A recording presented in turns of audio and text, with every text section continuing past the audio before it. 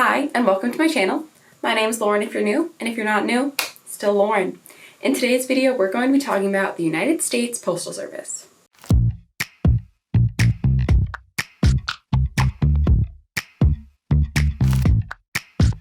I was kissing you with my eyes open. Before we can delve into what's going on with the Postal Service at the moment, we have to talk about its background, how it came to be, and just go over some quick facts so that we can have an understanding of why it's so important. Because unless you know why something's important, you're not going to understand why it's a big deal, that we don't lose it. Also, I'd like to say that I have gotten my information mostly from the US Postal Service website and an Instagram account called A Painter's Poetry, which I will have linked down below, and I'll put a pop up here because I saw this post on Instagram and I thought this is information that I would like to share in another medium to my audience and anyone else who seems to click on it. So the US Postal Service originated way back in 1775 actually, before our country was officially independent, with the Second Continental Congress.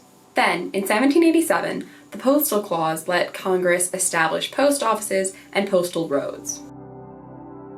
Only a few years later, in 1792, the Post Office Act was created. This act made postal services and the post office a permanent fixture in our federal government, which is very important. This means that it's a government-regulated institution. This act accomplished a lot of things.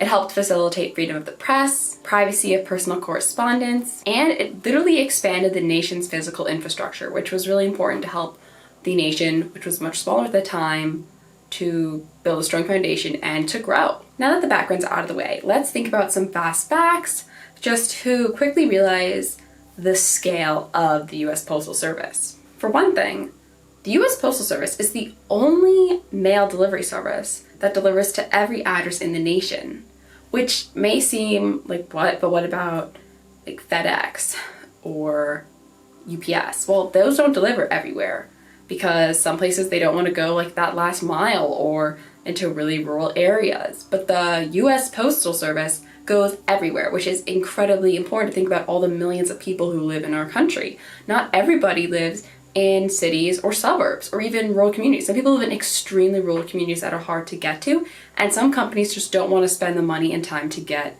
mail out there. But those residents still need their mail. Along with the delivering to every address thing, the US Postal Service delivers 48% of the world's mail. That's a huge, huge number. And if we suddenly lose that source of getting mail out, then that 40% is going to go somewhere else privatized, and it's going to go up in price. Right now, mail can be sent anywhere in the country for 55 cents versus prices from FedEx, UPS, etc., which I will list here. The US Postal Service is also important because it's a huge employer in our country, and it employs over 97,000 veterans, which makes it one of the largest veteran employers. And while there are concerns over our armies, the size and what they do, I do personally believe that veterans should be able to have a job when they get back. And in case you're thinking, well, I don't want to be spending my tax dollars for veterans because I don't support the wars that the government sent them to, the post office doesn't run on tax dollars. Instead, the post office relies on the sale of stamps for the most part, as well as various flat rate packages, envelopes, and that sort of thing. Hopefully, by this point in the video, you've realized that the post office not only employs a lot of people, but it also helps connect our country in ways that privatized delivery systems don't do. But the post office is in danger of financial collapse, and you might be wondering, how is that possible? There's always been the post office. I've always seen the mail trucks. Well, if we don't change something, that may end. The downfall of the US Postal Service all started from a congressional decision made in 2006. The Postal Accountability and Enhancement Act meant that the Postal Service was required to pre-fund all retiree healthcare costs for 75 years into the future. And it's 2020 now. How on earth is the Postal Service supposed to last from 2020 until 2081? This took away $5.6 billion of revenues out of the Postal Service fund over the course of a 10-year period and allocated those funds into the US Treasury. This meant that for the first time, the US Postal Service could no longer reliably pay their benefits to their retirees every year. So things were already not looking good for the post office. And then we had the corona situation. The current administration of the United States has denied any financial aid out of the $2 trillion pandemic relief fund to the United States Postal Service. And because the USPS is a government-regulated institution, they cannot have other business solutions as many other companies are allowed to do. So they're really just stuck. And as I mentioned earlier, if the US Postal Service goes under, then mail will have to become privatized. And then the different delivery services get to decide where they'll deliver to and where they won't deliver to.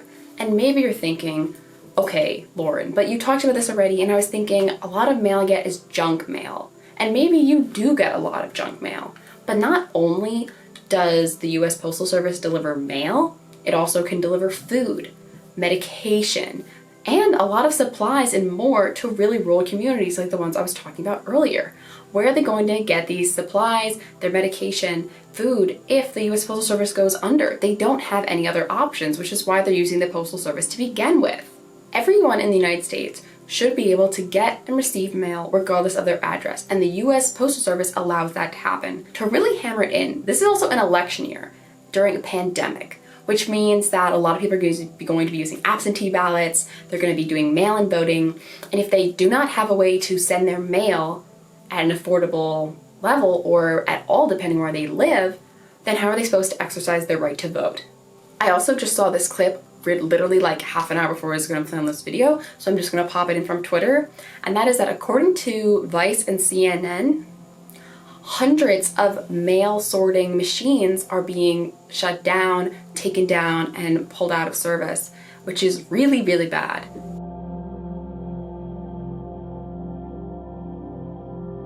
So what can we do to help? Talk to your representatives, call your senators, call your Board of Ed, call your newspaper, tell your friends, talk to whoever you can about the situation to just spread awareness and buy stamps, send mail.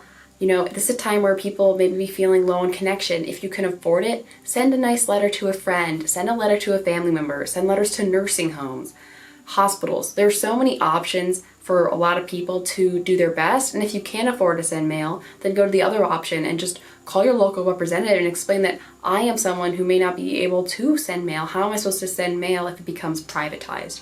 I think that maybe for privileged people, we have the option to use something else, but not everybody does. I live in a suburb. I cannot imagine living in a really rural area where I get my medication and my food from USPS and then hearing that they might go out of business.